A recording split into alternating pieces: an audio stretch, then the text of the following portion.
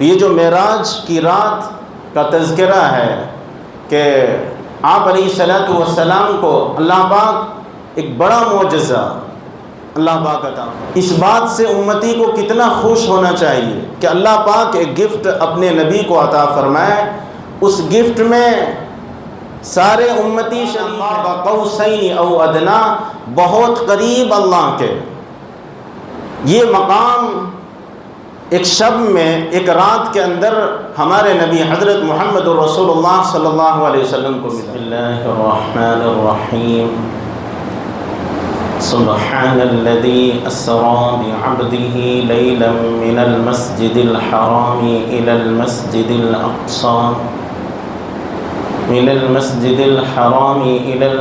الأقصى الذي باركنا حوله لنريه من آياتنا إنه هو السميع البصير۔ وقال الله تبارك وتعالى: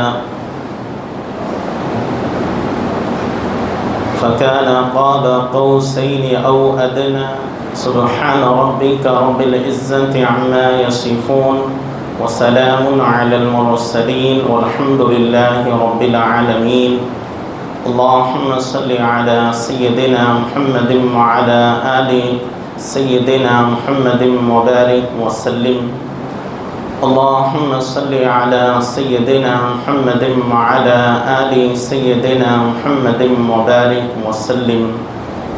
اللهم صل على سيدنا محمد وعلى آل سيدنا محمد وبارك وسلم۔ حضرات، جیسا کہ آپ تمام حضرات کو معلوم ہے کہ اس وقت ہم سب اللہ کے گھر میں جمع ہیں، اور جس مقصد کے لیے ہم بیٹھے ہیں وہ مقصد یہ ہے کہ شب معراج کے تعلق سے جو نبی علیہ الصلوۃ والسلام کو ایک بہت بڑا معجزہ اللہ پاک عطا فرمائے، بہت بڑی بلندی عطا فرمائے، بہت بڑا درجہ عطا فرمائے، اس کو سننے سنانے کے لیے ہم بیٹھے ہیں، اور اس کو سن کر ہمارے دلوں میں نبی علیہ السلام حضرت محمد الرسول اللہ صلی اللہ علیہ وسلم سے محبت میں اضافہ ہو جائے، ہمارا تعلق زیادہ ہو جائے ہمارے نبی سے، کیونکہ جس کو سنا جاتا ہے، جس چیز کا تذکرہ ہوتا ہے، جس کی خوبی بیان کی جاتی ہے اور اس کی خوبی کا اندازہ ہوتا ہے، تو فطری طور پر انسان کے اندر دل کھنچتا ہے اور اس سے تعلق پیدا ہو جاتا ہے۔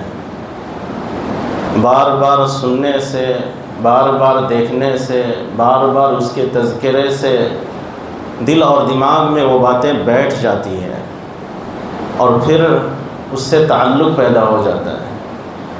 تو اس نسبت پر ہم جتنا سنیں اتنا کم ہے، ہمارے نبی کے تذکرے کو جتنا بیان کیا جائے، جتنا سنا جائے، جتنا سنایا جائے، کم ہے۔ آپ علیہ الصلوۃ والسلام کو اللہ پاک نے جو مرتبہ عطا کیا ہے، اور جو اللہ پاک اپنے پاک کلام میں آپ کے تذکرے کو ذکر فرمائے ہیں اللہ پاک، تو یہ ایسا نہیں ہے عام انسانوں کو محبت میں اس پر جب کوئی کلام کرنا ہوتا ہے، کسی کی تعریف کی جا رہی ہے، کسی سے کسی کو محبت ہے، لگاؤ ہے، تو اس کے تذکرے میں بڑھا چڑھا کر کے تعریف بول دیتے ہیں۔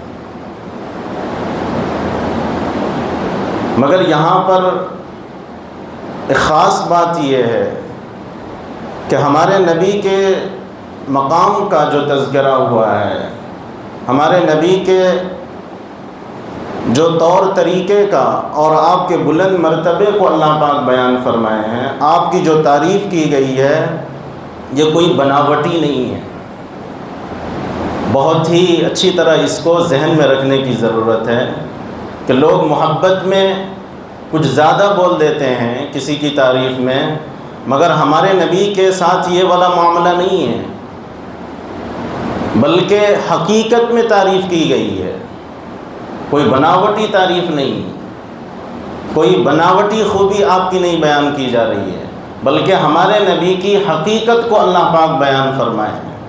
تو ہمارے نبی کی جو تعریف کی جاتی ہے وہ حقیقی تعریفیں ہیں، تو اس چیز کا احساس ہونا چاہیے۔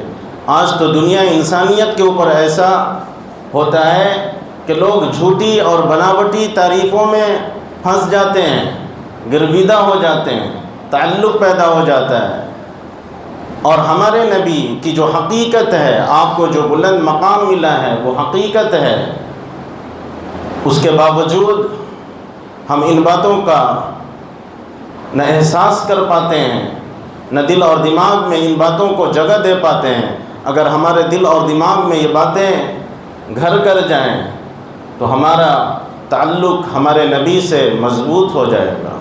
تو آج کی یہ مجلس، یہ محفل اللہ کے گھر میں اللہ کا احسان ہے، اللہ پاک کا شکر ہے کہ اللہ پاک ہم سب کو ابھی اس وقت عشاء کی نماز جماعت کے ساتھ ادا کرنے کی توفیق دی۔ یہ اللہ کا احسان ہے۔ ہم سب سے بہتر جگہ پر بیٹھے ہوئے ہیں، دنیا کے اندر جو سب سے بہترین جگہ ہے وہ اللہ کا گھر ہے۔ یہ اللہ کی توفیق سے ہی ہم اللہ کے گھر میں آ پاتے ہیں، یہ اللہ ہی کی توفیق ہے۔ اس پر اللہ کا شکر ادا کرنا چاہیے کہ اللہ آپ کا شکر ہے کہ آپ کی توفیق سے آپ کے گھر کو آنے کی مجھے توفیق ملی ہے۔ اللہ پاک بار بار اپنے گھر میں آنے کی توفیق دے، 5 وقت نماز پڑھنے کی توفیق دے، نیک کام کرنے کی توفیق دے، اور جس مقصد کے لیے ہم بیٹھے ہیں اللہ پاک اس وقت میں برکت دے، اور ہم سب کو صحیح طور پر سننے اور سنانے کی اس بات کو، اس تذکرے کو نبی علیہ الصلوۃ والسلام کے اللہ پاک توفیق عطا فرمائے۔ نبی علیہ الصلوۃ والسلام آخری نبی ہیں، اور آپ قیامت تک کے لیے نبی ہیں، آپ کے بعد کوئی نیا نبی نہیں آنا ہے، اور آپ کو جو تعلیمات دی گئی ہے وہ قیامت تک کے لیے وہی تعلیم چلے گی، کوئی تبدیلی نہیں کی جائے گی۔ جو کوئی چاہتا ہے کہ اللہ اس سے خوش ہو جائے، اللہ اس سے راضی ہو جائے، تو اس کو چاہیے کہ وہ حضرت محمد رسول اللہ صلی اللہ علیہ وسلم کی تعلیمات پر عمل کر لے، آپ پر ایمان لے آئے، پوری زندگی آپ کی تعلیمات کے مطابق زندگی گزارے، تو وہ کامیاب ہوگا، وہ اللہ کی نظر میں پسندیدہ بندہ بن جائے گا، وہ عورت ہو یا مرد ہو۔ تو ہمیں یہ چاہیے کہ ہم نبی علیہ الصلوۃ والسلام سے ہمارے تعلق کو مضبوط کرنے کی ضرورت ہے۔ آپ علیہ الصلوۃ والسلام کو جتنے بھی اللہ پاک کی طرف سے نوازشیں ہوئی ہیں وہ بہت ہی مبارک اور بلند درجے کی ہے۔ حضرت آدم علیہ السلام سے نبوت کا سلسلہ چلا اور حضرت عیسیٰ علیہ السلام تک، اور اس کے بعد سب سے آخر میں ہمارے نبی حضرت محمد رسول اللہ صلی اللہ علیہ وسلم۔ پچھلی محفل میں سنے تھے کہ ہمارے نبی کو جو مقام ملا ہے، ہر نبی کو اپنے زمانے اور وقت کے حساب سے اللہ پاک ان کو مقام، کوئی چیز، کوئی ایک اہم چیز وقت کے حساب سے ان کو نوازتے تھے، مگر ہمارے نبی کو قیامت تک کے لیے نوازا گیا ہے۔ جو کوئی جتنا بڑھ چڑھ کر آگے بڑھنے کی کوشش کرے گا وہ وہاں تک نہیں پہنچ سکتا ہے، وہ اس کا ذرہ ہی شمار کیا جائے گا، اس کے مقابلے میں نہیں آ سکتا ہے۔ تو یہ جو معراج کی رات کا تذکرہ ہے کہ آپ علیہ الصلوۃ والسلام کو اللہ پاک ایک بڑا معجزہ اللہ پاک عطا فرمائے، اور اس میں پوری امت اس میں شامل ہے۔ آپ کو جو یہ نعمت ملی ہے، اس نعمت میں سے جو حصہ پوری امت کا ہے، اس بات سے امتی کو کتنا خوش ہونا چاہیے کہ اللہ پاک ایک گفٹ اپنے نبی کو عطا فرمائے، اس گفٹ میں سارے امتی شریک ہیں جو آپ پر ایمان لائے، جس کسی کو بھی آپ سے تعلق ہو جائے اس گفٹ میں وہ شامل ہے۔ تو ہمارا تعلق کتنا ہونا چاہیے؟ تو اس کو سن کر، ان واقعات کو سن کر ہم اپنے دل میں محبت کے جذبات کو اور بڑھانا ہے۔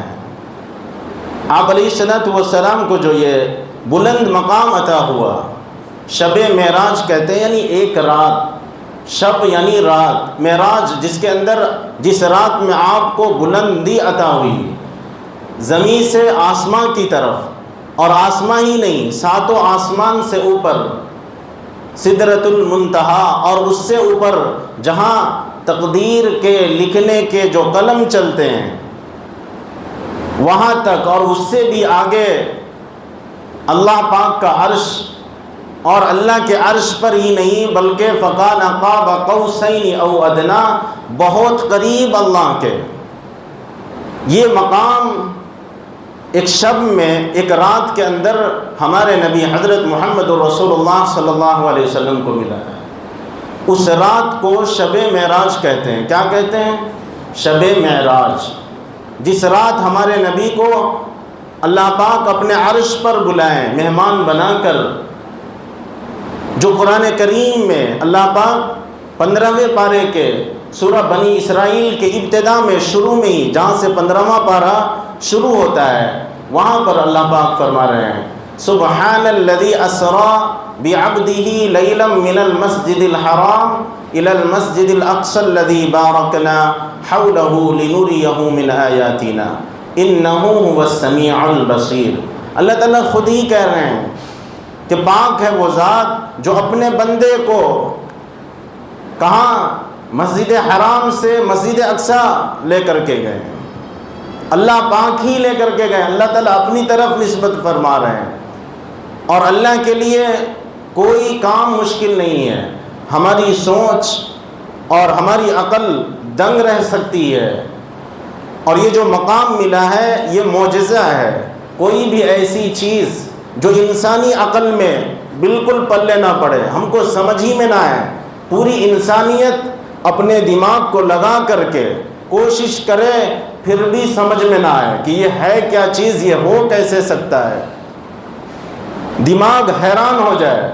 پوری انسانیت سوچ سوچ کر، اپنی عقل کو دوڑا کر حیران ہو کر بیٹھ جائے، یہ اس کے آگے کی بات ہے، ذرہ بھی سمجھ میں نہ آئے۔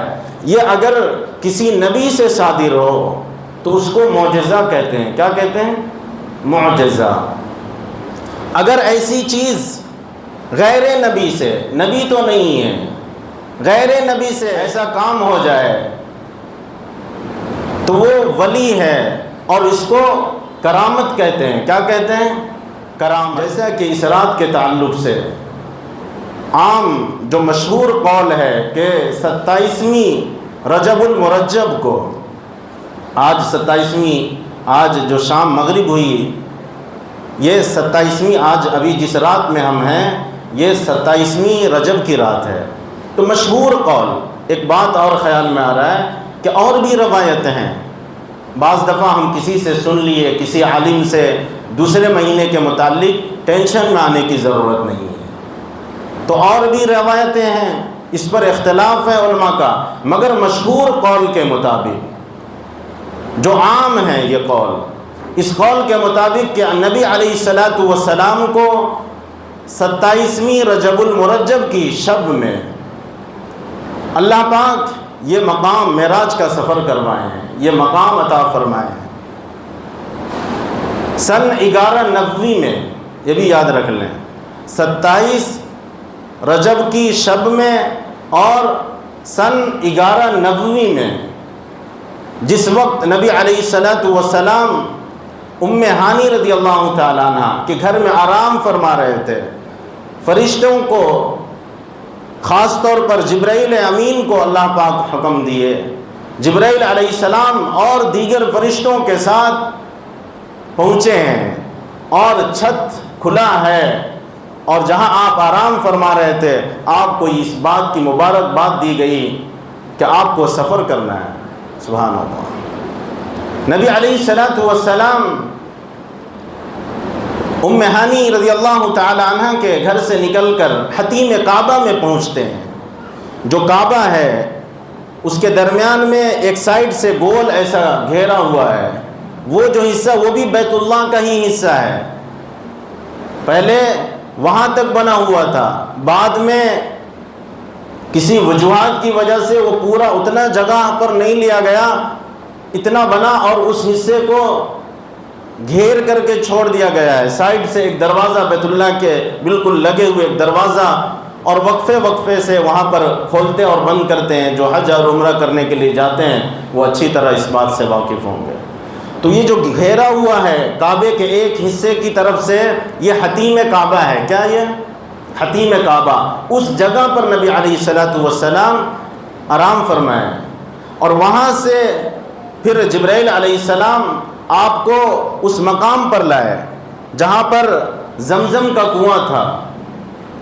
اس جگہ پر نبی علیہ الصلوۃ والسلام کو لٹا دیا گیا، اور وہاں پر آپ کا شق صدر ہوا، سینے کو کھولا گیا. یہ سب چیز عام انسانوں کے سمجھ میں آنے والی چیز نہیں ہے. پہلے ہی بتایا یہ معجزہ ہے. کیا ہے؟ معجزہ ہے جو اللہ پاک اپنے نبی کو عطا فرماتے ہیں. یہ حقیقت ہے، یہ کوئی خواب کی بات نہیں ہو رہی ہے. بعضوں نے اٹھ کر یہ بات کر دی کہ خواب کے اندر ایسا کچھ نہیں. جسمانی طور پر آپ کو بیدار کیا گیا، آپ آرام فرما رہے تھے، آپ کو اس سفر کی خوشخبری سنائی گئی. آپ وہاں سے جسم کی حالت پورے جسم کے ساتھ، ایسا نہیں ہے کہ آپ کی روح وہاں سے سفر کری ہے، بلکہ جسم کے اندر روح ہے، اور جسم اور روح دونوں ساتھ میں ہیں. آپ وہاں سے نکل کر کعبہ میں پہنچے، اور حتیم کعبہ سے زمزم کے باولی کے پاس، جس کو کنواں کہتے ہیں، جہاں سے زمزم اب تو بالکل اوپر سے پتھر بند ہو چکا ہے، وہ نظر ہی نہیں آتا، پہلے یہ کھلا ہوا تھا. اس جگہ پر آپ کو لٹا کر آپ کے سینے کو کھولا گیا، اور سینے کو کھول کر دل مبارک کو، آپ کے قلب مبارک کو نکالا گیا.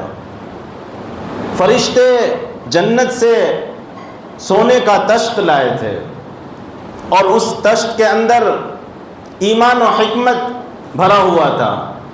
آپ کے قلب مبارک کو زمزم سے دھو کر، اور آپ کے قلب مبارک میں وہ حکمت، وہ ایمان جو فرشتے لے کر کے آئے تھے، آپ کے قلب مبارک میں ڈال دیا گیا. اور پھر قلب کا جو مقام ہے اس مقام پر رکھ کر آپ کے سینے کو بند کر دیا گیا. اللہ کے لیے کوئی بھی چیز کرنا دشوار نہیں. اللہ کا ایک اشارہ، اللہ کا ایک حکم، ہو جا تو ہو جائے گا. کچھ بھی نہیں ہے، اللہ چاہے ہو جا تو ہو جائے گا. تو وہ ذات یہ سب کروا رہی ہے. تو جبرائیل امین پھر آپ کے قلب مبارک کو اندر رکھ کر پھر سینے کو بند کر دیے، اور آپ کے دونوں کندھوں کے بیچ میں مہر نبوت لگا دیے. اور وہاں سے پھر جنت سے ایک سواری لے کر کے آئے تھے. اس سواری کا نام براق تھا، جس کی تیزی جیسا کہ ہم دیکھ رہے ہیں، ہماری نگاہ جہاں تک پہنچ سکتی ہے، اس کا جو اٹھنے والا قدم تھا، حد نگاہ، جہاں تک نگاہ پہنچے ایک قدم وہاں. اتنی تیزی تھی، جو بجلیوں سے بھی زیادہ تیز رفتار یہ سفر کرانے والا، اتنا تیز رفتار جانور لایا. کھچر سے تھوڑا چھوٹا اور گدھے سے تھوڑا بڑا، اس سائز کا یہ جانور تھا. اس پر آپ کو بٹھایا گیا. ایک روایت کے مطابق کہ پھر پیچھے جبرائیل علیہ السلام بھی نبی علیہ السلام کے ساتھ بیٹھے ہیں، اور پھر یہاں سے سفر شروع ہوتا ہے. یہ زمینی سفر، دنیا کا سفر ہے. تو مکہ سے، کعبہ سے اس سواری پر سوار ہو کر کے کہاں پہنچے؟ فلسطین. کہاں؟ فلسطین، مسجد اقصیٰ. درمیان میں چند مقامات پر آپ کو اتارا گیا ہے، جس میں پہلا یثرب، جو اب مدینہ منورہ ہے. کیا ہے؟ مدینہ منورہ. یہ مدینہ منورہ کا نام پہلے یثرب تھا، یعنی اس کو بالکل برے الفاظ کے ساتھ اس کو یاد کرتے تھے کہ یہاں پر بہت تکلیف، بیماری، یہاں پر انسانوں کی حالت خراب ہو جاتی ہے، جو جاتا ہے پریشان ہو جاتا ہے، بیماری لگ جاتی ہے۔ تو ایک اچھے نام سے اس کو نہیں جانا جاتا تھا، یثرب تھا۔ وہاں پر آپ کو جبرائیل علیہ السلام فرماتے ہیں کہ اس جگہ پر 2 رکعت نفل ادا فرما لیں، اور بتاتے ہیں جبرائیل علیہ السلام کہ یہ آپ کی ہجرت کی جگہ ہے، مکہ سے اسی جگہ پر ہجرت کر کے آپ کو تشریف لانا ہے۔ نبی علیہ السلام وہاں پر 2 رکعت نفل ادا فرماتے ہیں۔ پھر آگے سواری پر سوار ہوئے آگے گئے اور چند مقامات پر، جس میں طور سینا، جہاں موسیٰ علیہ السلام کو اللہ سے ہم کلامی کا شرف ملا تھا، اس مقام پر بھی نبی علیہ السلام کو اتارا گیا، اور وہاں پر بھی بتایا گیا کہ یہ وہ جگہ ہے جہاں موسیٰ علیہ السلام اللہ سے بات کرتے تھے۔ اس جگہ پر بھی 2 نفل ادا فرمائے۔ اس جگہ پر جہاں شعیب علیہ السلام کی بستی تھی، وہاں پر بھی 2 رکعت نفل ادا کیے۔ پھر آگے آپ کو لے جایا گیا وہ جگہ جہاں عیسیٰ علیہ السلام کی پیدائش کی جگہ تھی، وہاں پر بھی اتارا گیا، اور وہاں پر بھی نبی علیہ السلام کو جبرائیل علیہ السلام بتاتے ہیں کہ یہ وہ جگہ ہے جہاں عیسیٰ علیہ السلام کی پیدائش ہوئی تھی۔ اس جگہ پر بھی نبی علیہ السلام 2 رکعت نفل ادا فرمائے۔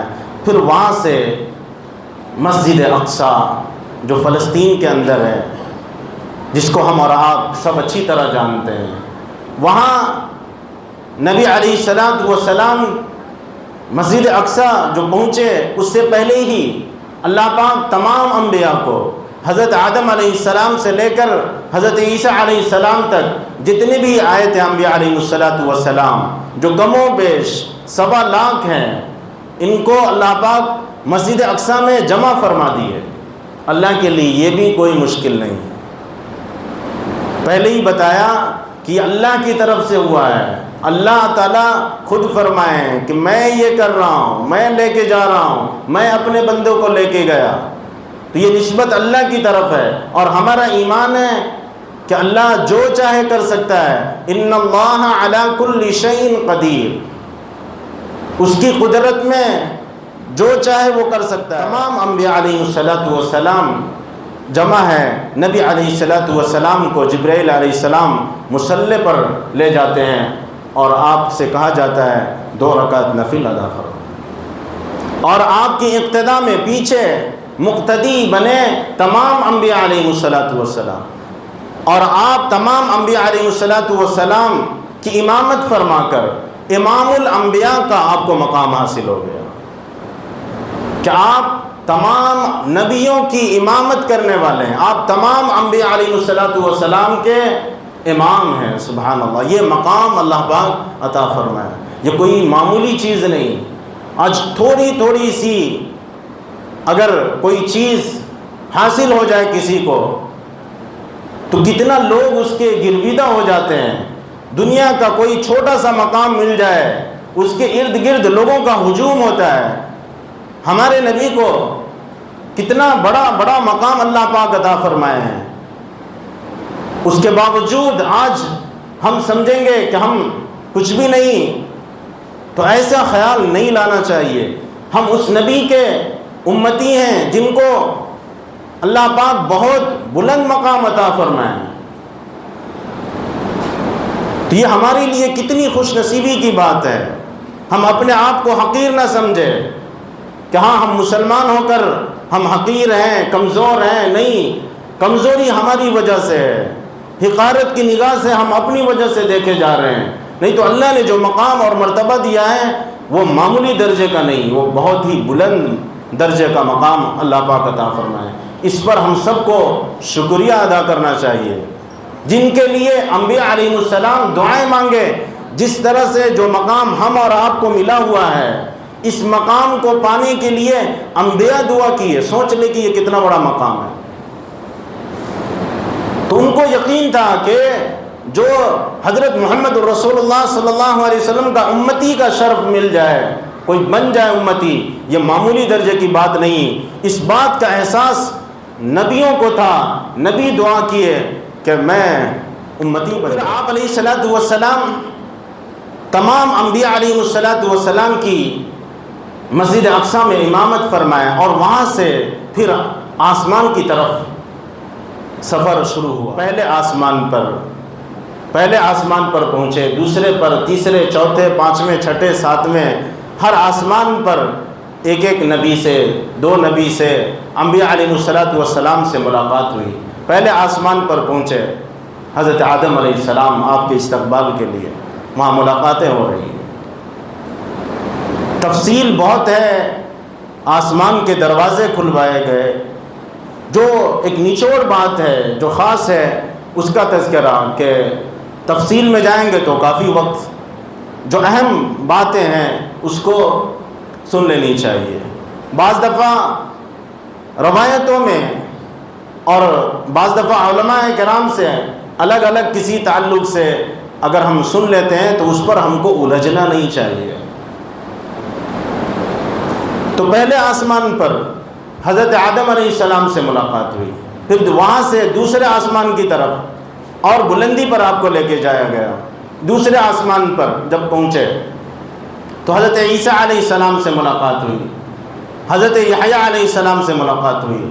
پھر اس کے بعد تیسرے آسمان پر پہنچے تو حضرت یوسف علیہ السلام سے ملاقات ہو رہی ہے، اور اسی طرح سے چوتھے آسمان پر پہنچے تو حضرت ادریس علیہ السلام سے، پانچویں آسمان پر پہنچے تو حضرت ہارون علیہ السلام سے، پھر اس کے بعد چھٹے آسمان پر آپ پہنچے، چھٹے آسمان پر موسیٰ علیہ السلام سے ملاقات ہو رہی ہے۔ چھٹے آسمان کے بعد ساتویں آسمان پر پہنچے، حضرت ابراہیم علیہ السلام سے ملاقات۔ تو یہ انبیاء علیہ السلام سے ساتوں آسمان پر نبی علیہ السلام کی ملاقاتیں ہوئی ہیں۔ اور یہ بھی ایک خیال پیدا ہو سکتا ہے، اتنے انبیاء علیہ السلام آئے، ان انبیاء میں سے ان آسمان پر انہی انبیاء کے تذکرے ہم سنتے ہیں، یہ کیا اس میں کوئی خصوصیت ہے کیا؟ کوئی راز ہے کیا؟ حقیقت میں اس کے اندر حکمتیں ہیں، اس میں ایک راز ہے جس کی وجہ سے ان انبیاء علیہ السلام کی ملاقاتیں کروائی گئی۔ ہر انبیاء سے جو ملاقاتیں ہوئی ہے اس میں کوئی نہ کوئی پیچھے مقصد ہے، حکمتیں ہیں۔ حضرت ابراہیم علیہ السلام سے ساتویں آسمان پر ملاقات ہو رہی ہے، اور پہلے آسمان پر حضرت آدم علیہ السلام سے پہلے جو ملاقاتیں ہوئی حضرت آدم علیہ السلام سے، وہ اس لیے کہ وہ تمام انبیاء اور اسی طرح سے تمام انسانوں کے والد گرامی ہیں، حقیقی تمام انسانوں کے والد گرامی پہلے نبی ہیں۔ اس کی وجہ سے آپ کو پہلے جو ملاقات کرائی گئی وہ حضرت آدم علیہ السلام سے، پھر اوپر حضرت عیسیٰ علیہ السلام سے اور دیگر انبیاء سے جو ملاقات ہوئی ہے، کوئی نہ کوئی خصوصیت ہے، جو وہ خصوصیت ان انبیاء کے پاس تھی، اس تعلق سے آپ علیہ السلام کو یا اس امت کو گزرنا تھا، جس کی وجہ سے ان انبیاء علیہ السلام سے ملاقاتیں کروائی گئی۔ مثال کے طور پر حضرت یوسف علیہ السلام ہیں، ان سے ملاقات کرانے کی وجہ کہ نبی علیہ السلام کو جس طرح سے اپنوں سے تکلیف پہنچی ہے، یوسف علیہ السلام کو بھی دیکھ لیں، اپنوں سے ہی تکلیف پہنچی ہے، بعد میں پھر آپ ہی کا نام روشن ہوا، آپ ہی فاتح بنے، آپ ہی کامیاب ہوئے اور اپنے بھائیوں کو معاف کر دیے۔ اس میں یہ میسج تھا کہ آپ کے قریبی بھی آپ کو تکلیف دیں گے، آپ سے نفرت کریں گے، مگر آپ کے اوپر بھی ایک وقت آئے گا کہ آپ سب پر آپ کو فتح نصیب ہوگی۔ جس طرح سے حضرت یوسف علیہ السلام اپنے بھائیوں کو معاف کر دیے تھے، آپ بھی معاف فرما دیں گے، اور ایسا ہی ہوا۔ یوسف علیہ السلام کو نکال کر کنویں، اور کنویں سے مصر کے بازار پہنچے اور بادشاہ کے گھر میں قید و بند کی زندگی گزارنی پڑی۔ ایک وقت آیا کہ خواب دیکھا گیا، خواب کے ذریعے سے پھر آپ کی پوری حقیقت سامنے آئی بادشاہ کے سامنے، اور آپ کو نظام حکومت کی ذمہ داری دی گئی، آپ بادشاہ بنا دیے گئے۔ ایک وقت آیا کہ یہ بھائی پہنچتے ہیں اور اپنے تمام بھائیوں کو معاف فرما دیتے ہیں۔ ایسے ہی مکہ سے چھوڑ کر آپ مدینہ پہنچے، مدینے کے بعد مکہ فتح ہوا، آپ مکہ والوں کو بھی معاف فرما دیے۔ وہی اسی الفاظ کے ساتھ جس الفاظ کے ساتھ یوسف علیہ السلام اپنے بھائیوں کو معاف فرمائے، انہی الفاظ کو دہرا کر اسی الفاظ کے ساتھ آپ مکہ والوں کو معاف فرما دیے۔ ایسے ہی یہ انبیاء علیہ السلام، وقت نکل جائے گا، صرف کم وقت ہے، آگے اور باتیں ہیں جو اہم باتیں ہیں۔ تو ان انبیاء علیہ السلام سے ملاقات کرانے میں بھی ایک حکمت تھی۔ انشاءاللہ کبھی موقع ملا تو ان تمام جو انبیاء علیہ السلام سے ملاقاتیں ہوئی ان حکمت کو بھی، اس کا بھی تذکرہ ہوگا انشاءاللہ۔ آپ ساتوں آسمان پر سفر کیے اور انبیاء علیہ السلام سے ملاقات کے بعد سدرۃ المنتہا، جو ایک بیڑ کا درخت ہے، اس کو منتہا اس لیے کہتے ہیں کہ ایک انتہا ہے۔ ہم جو اعمال کرتے ہیں تو یہ جو اعمال جب اوپر پہنچتے ہیں، نیکیاں اوپر پہنچتی ہے تو وہاں پر اینڈ ہو جاتا ہے سدرۃ المنتہا کے پاس جا کے، اور پھر وہاں سے اوپر والے فرشتے اس کو پھر لے کر کے پہنچاتے ہیں۔ اوپر سے جو اللہ کے احکامات نازل ہوتے ہیں زمین والوں کے لیے، کچھ حکم جب اترتا ہے تو پھر وہاں سے جو فرشتے لاتے ہیں وہاں پر اس کی انتہا ہو جاتی ہے، اور پھر وہاں سے جو نیچے پھر فرشتے لے کر پہنچتے ہیں۔ اس سے پہلے بیت المعمور ہے، وہاں پر پہنچایا گیا، وہ جگہ جہاں بہت کثیر تعداد میں فرشتے پہنچتے ہیں عبادت کے لیے، اور پھر وہاں سے سدرۃ المنتہا، اور سدرۃ المنتہا کے بعد اس جگہ پر یہاں پیچھے جو جبرائیل علیہ السلام آپ کے سفر کے ساتھی ہیں، آپ کو ساتھ ساتھ لے جا رہے ہیں، بتا رہے ہیں، یہاں پر رک جاتے ہیں اور آپ کو پھر ایک سواری رف کا تذکرہ آیا، اس سواری کے ذریعے سے پھر آپ کو عرش تک کا سفر کرایا جاتا ہے۔ وہاں پر پہنچتے ہیں کہ جہاں لوح و قلم کے چلنے کی آواز آ رہی تھی، جو تقدیری فیصلے ہوتے ہیں تو وہ جو لکھا جاتا ہے اس کے چلنے کی آواز بھی نبی علیہ السلام سنے، اس مقام پر پہنچے، اور وہاں سے عرش پر پہنچنے کے بعد اللہ کا بالکل قرب ملا ہے۔ اور یاد رکھیں نبی علیہ السلام اللہ کا دیدار کیے ہیں، کیا کیے ہیں؟ ان آنکھوں سے، جسمانی آنکھوں سے اللہ تعالیٰ اپنا دیدار کروائے ہیں۔ موسیٰ علیہ السلام بھی تمنا ظاہر کیے تھے، تو لن ترانی، آپ نہیں دیکھ سکتے ہیں، اللہ کی طرف سے آیا۔ بہت بار جو ہم کلامی کا شرف مل رہا تھا تو اس پر موسیٰ علیہ السلام کو چاہت ہوئی، اتنی باتیں ہو رہی اللہ سے، اللہ آپ کو دیکھنا بھی چاہتے ہیں۔ اللہ تعالیٰ فرمائے نہیں، آپ نہیں دیکھ سکتے ہیں۔ بہت اصرار کرنے پر ہم انسانوں کو سمجھانے کے لیے، ہم انسانوں کو ہماری عقل کے حساب سے سمجھانے کے لیے نہیں، تو وہ بھی نہیں، اتنا بھی نہیں۔ اب سوئی کی نوک اور اس کے نوک پر اگر ہم پانی لگائیں تو اس کی نوک پر کتنا پانی سٹے گا، اس سے بھی کم سمجھ لیجیے ہم کو سمجھانے کے لیے، نہیں تو اتنا درجہ بھی نہیں ہے۔ اتنی سی تجلی پہاڑ پہ پڑی اور موسیٰ علیہ السلام کو کہا گیا دیکھنے کے لیے، اتنی سی نورانیت، اتنی سی تجلی ایک پہاڑ کے حصے پر پڑی۔ موسیٰ علیہ السلام جو انسانوں میں وقت کے سب سے زیادہ طاقتور ہوتے ہیں، اتنا اللہ پاک وقت کے نبی کو طاقت دیتے ہیں کہ کئی مردوں کی طاقتیں ایک نبی کے پاس ہوتی ہے۔ موسیٰ علیہ السلام کے کچھ ماننے والے تھے، سب کے سب ختم ہو گئے، موسیٰ علیہ السلام بے ہوش ہو گئے ہیں اور یہ سب ختم ہو چکے ہیں۔ میں بار بار بتاتا ہوں کہ آج کے دور میں بہت سے لوگ اس بات کو نوجوانوں کو سنا کر، اسکول اور کالج کے بچے اور بچیوں کو سنا کر اللہ سے دور کر رہے ہیں کہ اللہ نظر کیوں نہیں آتا ہے۔ وہ سائنس کو پڑھ کر کے اس بات پر پہنچ رہے ہیں کہ اللہ نظر کیوں نہیں آ رہا، اللہ کیسے تم مان رہے ہو اللہ کو؟ بھائی ایک دم موٹی سی بات ہے، اس دنیا کو جس نے بنایا ہے وہ اس میں ظاہر ہو ہی نہیں سکتا ہے، اس دنیا کے اندر وہ طاقت، وہ پاور ہے ہی نہیں ہے۔ اگر اللہ ذرا سی اپنی تجلی، اپنا ظہور فرما دے، پوری دنیا جل کے راکھ بن جائے گی، نام و نشان نہیں باقی رہے گا۔ اس لیے اللہ کو دیکھ نہیں سکتے ہیں۔ تو اللہ پاک ہمارے نبی کو وہ مقام دیے.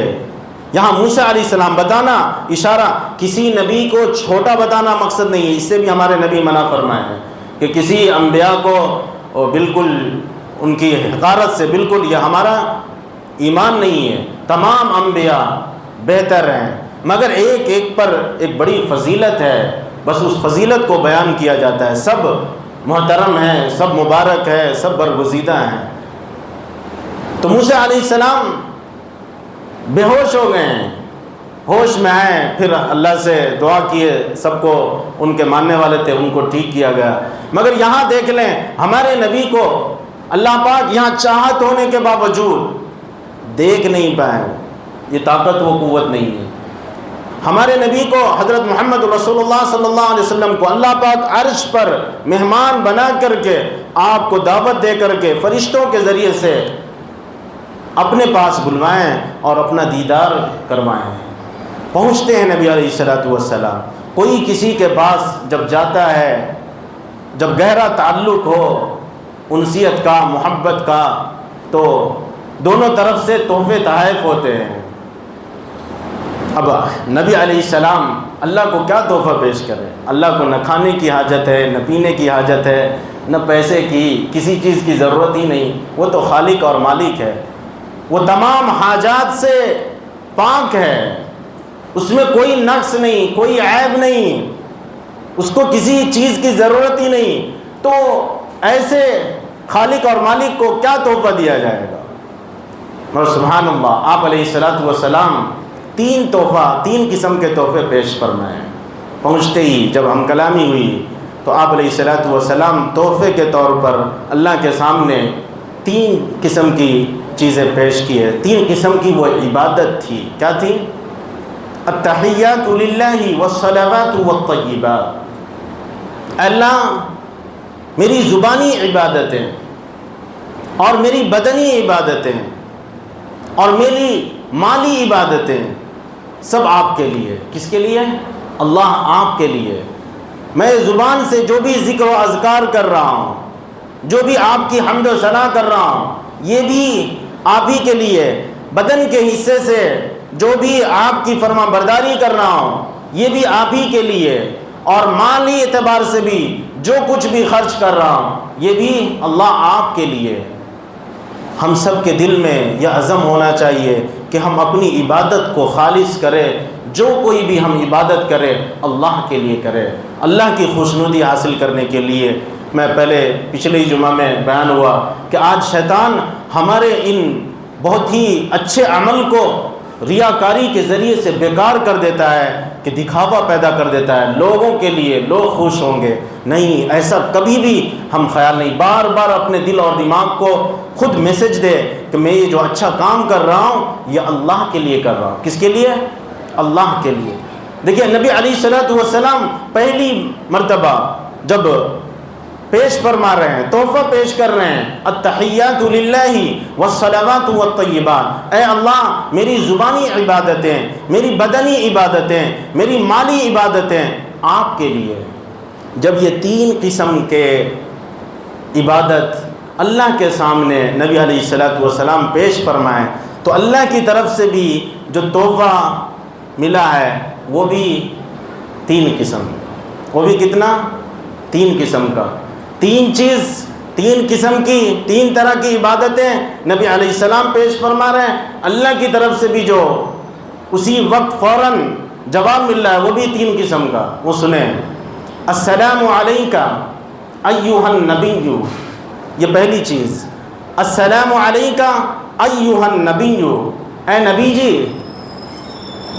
پھر آپ پر میری طرف سے سلامتی ہو. یہ اللہ کی طرف سے. کہاں یہ باتیں ہو رہی ہے؟ عرش پر، بالکل اللہ کے قریب.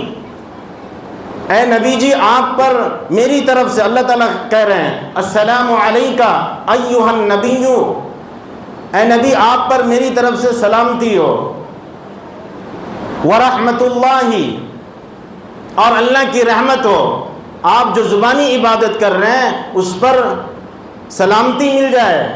آپ جو دوسری عبادت پیش کی ہے بدنی، اس پر اللہ کی آپ پر رحمت ہو جائے بدن پر. ورحمۃ اللہ وبرکاتہ۔ اور آپ جو تیسری قسم کی عبادت پیش کی ہے کہ مالی عبادتیں ہیں، تو اللہ اس میں اس مال میں برکت دے دے، وبرکاتہ۔ السلام علیک ایھا النبی ورحمۃ اللہ وبرکاتہ۔ التحیات للہ والصلوات والطیبات، یہ تین باتیں نبی علیہ السلام پیش فرمائیں، اور تین قسم کی اللہ کی طرف سے نبی علیہ السلام کو پھر اس وقت پیش کیا گیا، السلام علیک ایھا النبی ورحمۃ اللہ وبرکاتہ۔ فوراً جب نبی علیہ السلام دیکھتے ہیں کہ اللہ کی طرف سے سلامتی، رحمت اور برکت کی باتیں ہو رہی ہے، نبی علیہ السلام اس کے بعد جواب میں فرمایا، السلام علینا وعلی عباد اللہ الصالحین، کہ یہ جو سلامتی ہے، یہ جو رحمت اور برکت ہے، یہ صرف مجھ پر ہی نہیں بلکہ میری امت پر بھی ہو جائے۔ سبحان اللہ، کتنی خوش نصیبی کی بات ہے اس امت کے لیے۔ ہم کو احساس کرنے کی ضرورت ہے، ہمارا تعلق ذرا دل پر لے کر کے دیکھیں۔ آج کسی کو خوشی کا وقت ملتا ہے، اور خوشی کے خاص وقت میں جب اس کو انعام مل رہا ہو، تو اس انعام کو وہ کتنے لوگوں کے ساتھ اس وقت شیئر کرنا چاہتا ہے؟ کوئی چاہتا ہے؟ سمجھتا ہے یہ پورا کا پورا یہ جو ایوارڈ مل رہا ہے یہ میرے ہی حصے میں آ جائے۔ یہ دنیا کا دستور، قربان جائیں، نہ ہماری ماں کا ایسا جذبہ ہو سکتا ہے، نہ ہمارے والد کا ایسا جذبہ ہو سکتا ہے، نہ ہمارے کسی دوست کا ہمارے ساتھ ایسا جذبہ ہو سکتا ہے جیسا جذبہ ہمارے نبی کا ہم سب کے ساتھ تھا، کہ اس وقت فرمائیں اتنی خصوصیت کے ساتھ، جو آپ کو خصوصی درجے کا آپ کو ایوارڈ دیا جا رہا ہے، آپ کو انعام دیا جا رہا ہے اللہ کی طرف سے، اس ایوارڈ میں، اس انعام میں امت کو شامل فرمائیں، السلام علینا وعلی عباد اللہ الصالحین۔ سبحان اللہ، اللہ تعالی ہم سب کو صالح بننے کی توفیق عطا فرمائے۔ جو اچھا بنے گا اس ایوارڈ میں، اس تحفے میں وہ شامل ہے، تو نیت کریں انشاءاللہ اللہ تعالی ہمیں بھی نیک بنائے، صالح بنائے، اور ہماری اولاد کو بھی صالحین میں شمار فرمائے، آمین۔ پھر جب فرشتے دیکھیں کہ التحیات للہ والصلوات والطیبات، السلام علیک ایھا النبی ورحمۃ اللہ وبرکاتہ، السلام علینا وعلی عباد اللہ الصالحین، یہ سب سننے کے بعد فرشتے بول پڑے، اشہد ان لا الہ الا اللہ واشہد ان محمدا عبدہ ورسولہ۔ سبحان اللہ۔ تو یہ عرش پر گفتگو ہوئی ہے، راز و نیاز کی باتیں ہوئی ہے، اس کو آج الحمدللہ ہر نمازی قاعدہ اخیرہ میں، قاعدہ اولیٰ میں پڑھ رہا ہوتا ہے۔ اس وقت ذرا تصور کرے کہ ہم کو جو یہ نماز میں ہم پڑھ رہے ہیں التحیات، اس کو بھی ٹھیک کرنے کی ضرورت ہے۔ ایک تو التحیات للہ والصلوات والطیبات، السلام علیک ایھا النبی ورحمۃ اللہ وبرکاتہ، السلام علینا وعلی عباد اللہ الصالحین، اشہد ان لا الہ الا اللہ واشہد ان محمدا عبدہ ورسولہ۔ یہ عرش پر آج الحمدللہ ہم سب اس کو پڑھ رہے ہیں۔ کتنی خوشی کے ساتھ، کیا جذبہ ہمارا ہونا چاہیے کہ یہ معراج کی رات میں ہمارے نبی کو جو مقام ملا تھا، اس مقام میں عرش پر یہ چیز عطا کی گئی تھی، آج ہم اس کو پڑھ رہے ہیں اپنی زبان سے، ہمارا دل کتنا خوش ہوگا۔ بس ہم یہ کہ غافل نہ ہو، نماز میں مزہ ہی مزہ مل جائے گا، ایک ایک چیز پر لطف مل رہا ہوگا۔ تو یہ اور بھی راز و نیاز کی باتیں ہوئی ہیں۔ بعض چیزیں نبی علیہ السلام ظاہر فرمائیں، بعض چیزیں وہ بھی ہیں جو ظاہر نہیں فرمائیں۔ آپ کو جو روایتوں میں ملتا ہے کہ سورہ بقرہ کی آخری آیتیں بھی ملی ہیں، آخر کی آیتیں وہ بھی آپ کو، اور پھر جنت کی سیر کرائی گئی۔ کس کی سیر کرائی گئی؟ جنت کی سیر کرائی گئی۔ آپ کے امتیوں میں سے جو مقام بلند مقام کہ جو تھے، ان کا گھر بھی دکھایا گیا، بعض صحابہ کا گھر دکھایا گیا۔ سبحان اللہ، نبی علیہ السلام جنت میں اپنے صحابی جو آپ کے ماننے والے تھے ان کا گھر بھی دیکھے ہیں،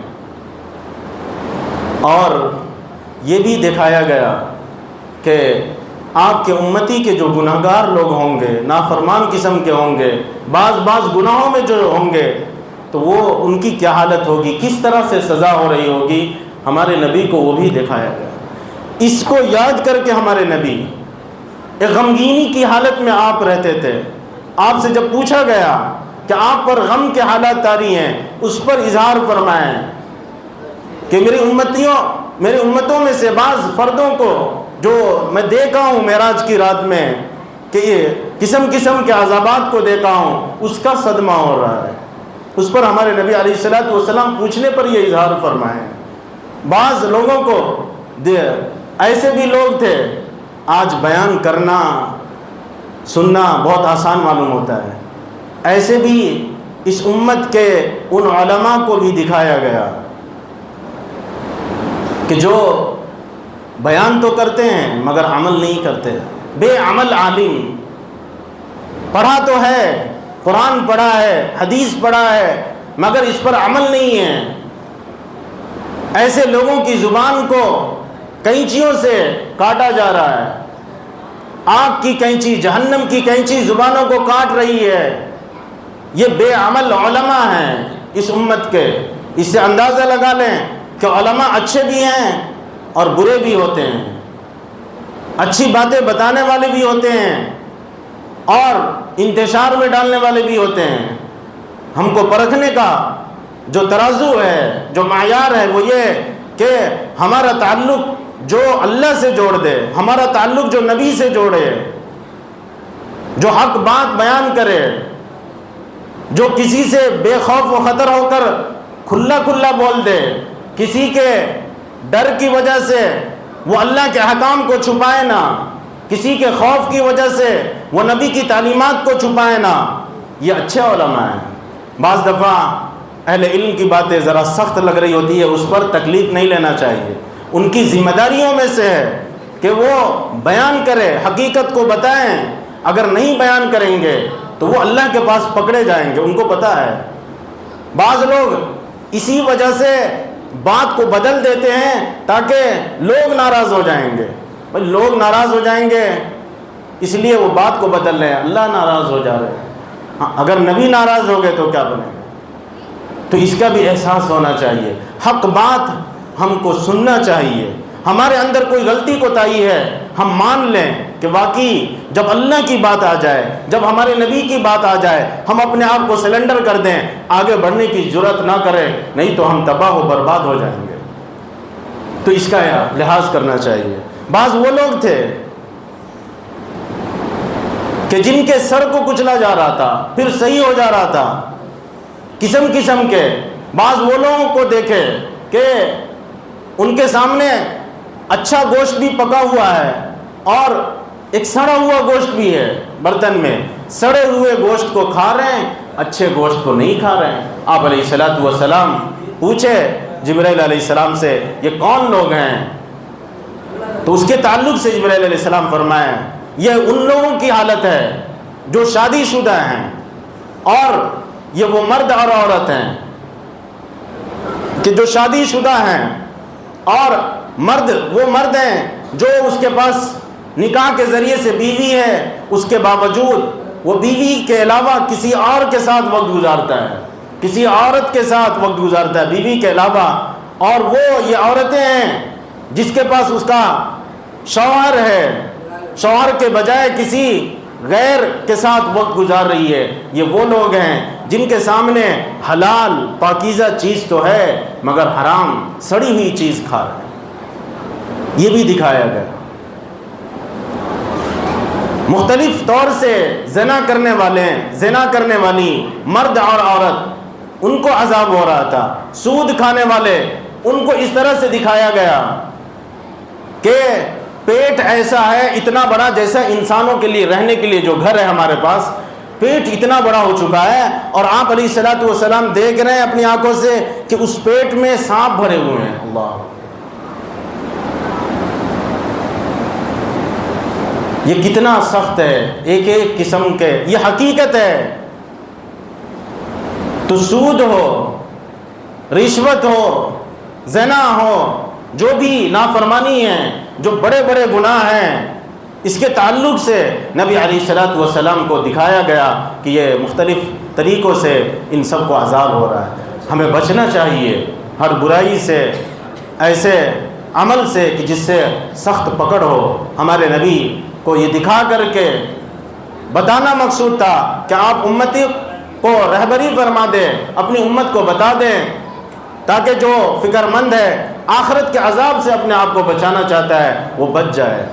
یہ بھی دکھایا گیا وہ کہ ایک جگہ نبی علیہ السلام کو بہت خوشبو آ رہی تھی. خوشبو کے متعلق پوچھے نبی علیہ السلام کہ یہ خوشبو کیسی ہے؟ 2 قسم کی خوشبو آئی. ایک خوشبو کے متعلق کہ یہ جنت کی خوشبو ہے، ایک بدبو محسوس ہوئی. نبی علیہ السلام پوچھے یہ کیسی بدبو ہے؟ جبرائیل علیہ السلام فرمائے یہ جہنم کی بدبو ہے. اور ایک اور جگہ سے خوشبو آ رہی تھی، اس جگہ کے بارے میں جب پوچھا گیا تو فرمائے کہ وہ خاتون کی خوشبو ہے جو فرعون کے محل میں رہتی تھی. اس کے گھر کی خاتون کے سروں میں کنگھے لگایا کرتی تھی. یہ اس خاتون کے پاس اس کی خوشبو ہے، اس کے بچوں کی خوشبو ہے.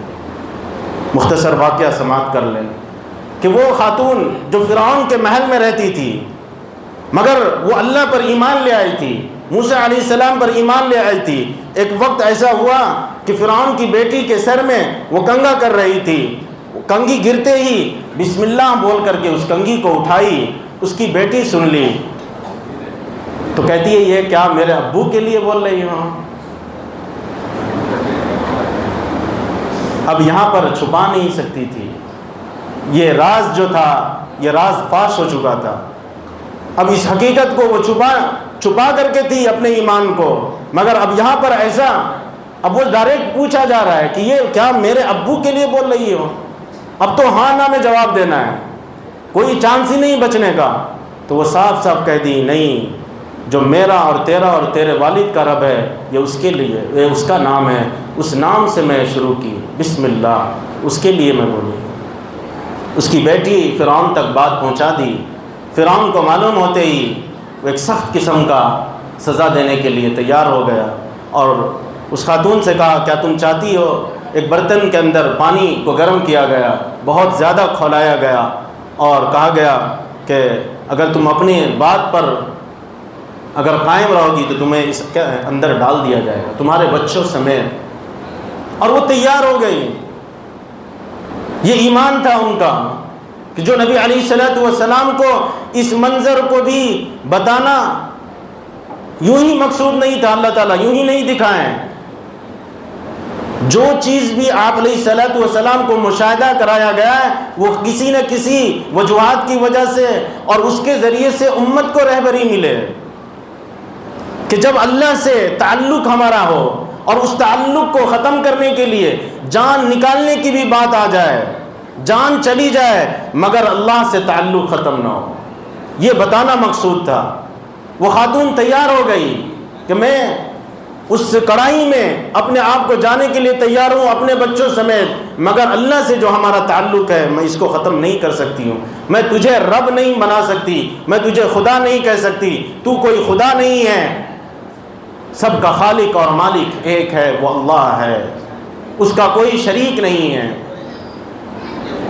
حتیٰ کہ ایک ایک بچے کو ماں کی آنکھوں کے سامنے کڑاہی میں ڈالا جا رہا ہے، ماں کا دل بچے کے لیے. مگر کیا ایمان تھا اس ماں کا کہ اپنی آنکھوں کے سامنے بچوں کو کڑاہی میں، بچوں کے گوشت ہڈیوں سے الگ ہو جا رہے ہیں، دیکھ رہی ہے ایک بچہ دوسرا بچہ. جب چھوٹے بچے کی باری آئی تو ذرا سی یہ خاتون ڈگمگائی. وہ چھوٹا بچہ کہتا ہے ماں پیچھے مت ہٹنا، کود جا اس کڑاہی میں، کیونکہ آخرت کے عذاب میں، آخرت کا جو عذاب ہے اس حساب سے دنیا کا یہ جو دنیا کی تکلیف یہ کچھ بھی نہیں ہے. اس ماں کو ہمت ہوئی اور پھر وہ بچوں سمیت کڑاہی میں. اس سے پہلے فرعون پوچھتا ہے تمہاری کوئی آخری خواہش ہو، تو وہ خاتون پہلے ظاہر کر دی تھی کہ ہم سب کی ہڈیوں کو ایک جگہ جمع کر کے دفن کر دینا. فرعون اس بات کو قبول کر لیا تھا. اس جگہ سے نبی علیہ السلام کو اس خاتون کی، ان کے بچوں کی خوشبو سنگھائی گئی. سبحان اللہ. تو ہمارا ایمان یہ سنگھانے سے، یہ دکھانے سے مقصد یہی تھا کہ اس امت کے فرد پر اگر ایسے بھی حالات طاری ہو جائیں تو وہ اللہ سے جو تعلق، جو ایمان ہے ہمارا، یہ ختم نہیں ہو، اللہ سے تعلق مضبوط ہو. دنیا کی تکلیف کوئی بڑی تکلیف نہیں ہے آخرت کے مقابلے میں. آخرت کا جو عذاب ہے وہ بہت سخت قسم کا ہے، بہت دیر تک کا ہے، ہمیشہ کے لیے. پھر یہ بھی نبی علیہ الصلوۃ والسلام کو اس امت کے تعلق سے ایک بلند تسلی بخش باتیں ملی کہ آپ کا ہر وہ امتی جنتی ہے. خوش ہو جائیں اس بات پر کہ الحمدللہ ہر وہ امتی جنتی ہے جو اس حالت میں دنیا سے جائے کہ وہ اللہ کے ساتھ کسی کو شریک نہ ٹھہرائے. انشاءاللہ اس پر ہم جمیں گے، ہم اپنی اولاد کو بتائیں گے. یہ بڑی بشارت ہے اس امت کے لیے کہ جو امتی اس امت کا، نبی علیہ الصلوۃ والسلام کا امتی اس حالت میں دنیا سے جائے کہ وہ گواہی دیتا ہوں کہ ایک اللہ ہے، بس ایک اللہ ہے، اللہ کے علاوہ اس کا کوئی شریک نہیں ہے، اس کا کوئی قریبی نہیں ہے، اس کو کوئی نہ مشورے کی ضرورت ہے نہ اس کا کوئی پارٹنر ہے، صرف ایک ہی وہ اللہ ہے، اسی کی عبادت کرنی ہے، اللہ کے ساتھ کسی کو شریک نہ ٹھہراتا ہو. اس امت کا ہر امتی، وہ مرد ہو یا عورت، جنت میں جائے گا. یہ کتنی بڑی فضیلت ہے، اتنی بڑی فضیلت کسی کو نصیب نہیں ہوئی. ہاں اگر اس کے گناہ ہیں، نافرمانی کیا، تو یا اللہ چاہے تو معاف کر دے یا وقتی طور پر سزا دے کر اس کے گناہ کو معاف فرما کر پھر جنت میں ضرور جائے گا. تو یہ اتنا بڑا انعام ملا، یہ بھی ہمارے نبی کی خصوصیت سے ہم کو ملا ہے. یہ سفر کر کے پھر اخیر میں اس امت کے لیے ایک بڑا تحفہ کہ 50 وقت کی نماز آپ کو عطا کی گئی. سبحان اللہ. جتنے احکامات ہیں زمین پر جبرائیل علیہ السلام اللہ سے لے کر کے آپ علیہ الصلوۃ والسلام تک پہنچا رہے ہیں، مگر یہ جو گفٹ ہم کو ملا ہے نماز کا، یہ معراج کی رات عرش پر نبی علیہ السلام کو تحفے میں دیا گیا کہ آپ جا رہے ہیں رخصت ہوتے وقت، ایک آپ اپنی امت کے لیے یہ ایک پیارا سا گفٹ ہے.